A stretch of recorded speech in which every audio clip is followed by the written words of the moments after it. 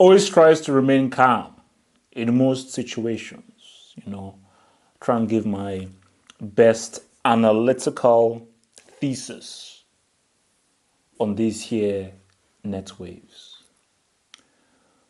But a story has developed upon the Ranieri sacking. Because as I said that story, I said, what, it was a disgrace. What happened was bad. That if you were going to sack Ranieri, you've got to do it earlier. To sack him right now, it makes no sense. But what the key thing was this. Just walk with me here. Follow me very carefully. The key thing was this. I understand the dismissal after a crazy loss. After a bad loss. I would understand the dismissal after that loss to Millwall. But to get sacked a day after you get a great result in one of the toughest places to play in Europe, it made no sense. And I said, okay, my brain, now what is it? It doesn't make any sense. But now I'm beginning to connect those dots. So we have reports that said that players met with club owners 3 or 4 times during the season to force out Ranieri because they were not happy with his tactics or whatever, but they would try to force him out. Player power.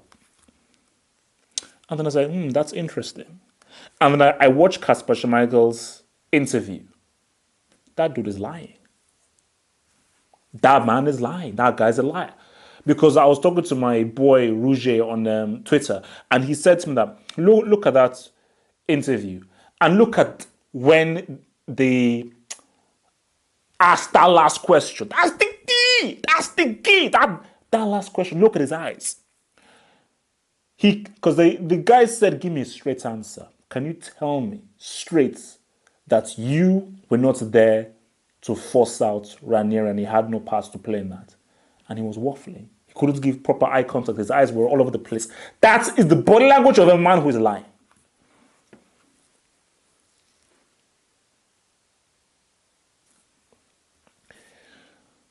So you want to connect the dots. Because this is what I believe is happening. This is me, Double H, bringing in my theory hat.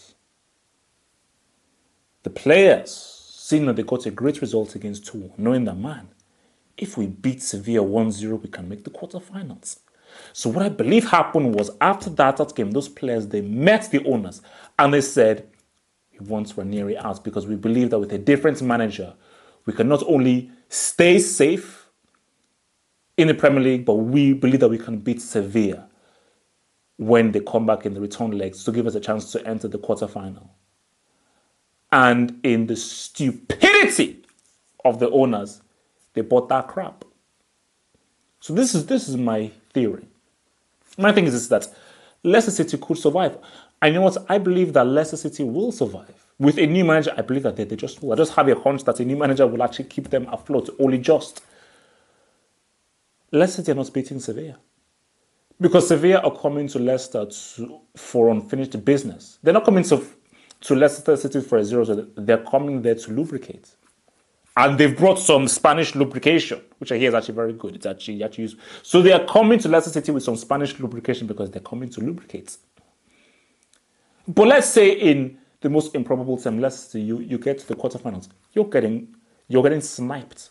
You're getting sniped by Atletico, by PSG, by Barcelona if they make it, by Real Madrid, by Bayern Munich. Pick whoever, you're getting clacked. Okay, you're getting clapped. Okay, you saw what Bayern Munich, the flipping resurrected Hamburg, SV, who are in the Brick Academy, by the way, Class A. So that's what I think happened.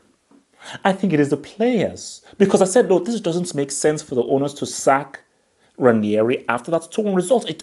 That timing doesn't make sense. I don't understand the logistics. But when you bring the players into it, it makes sense.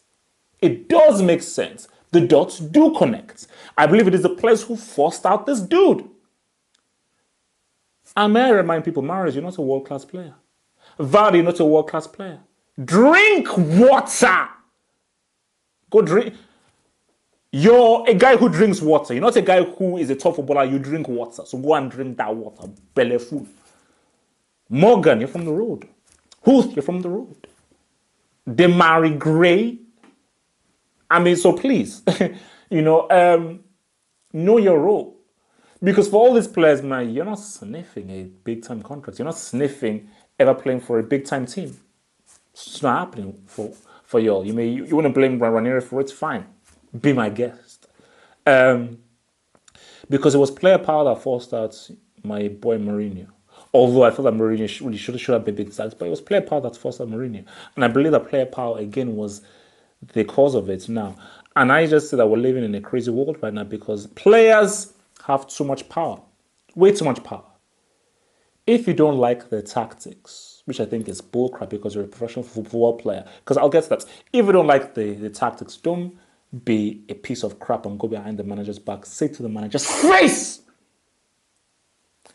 But if you don't like the tactics, because I've watched the Leicester haters games. Yes, tactically they have not been on point. But the thing about football is that individually you can still affect the game. At the end of the day, that ball comes to your feet.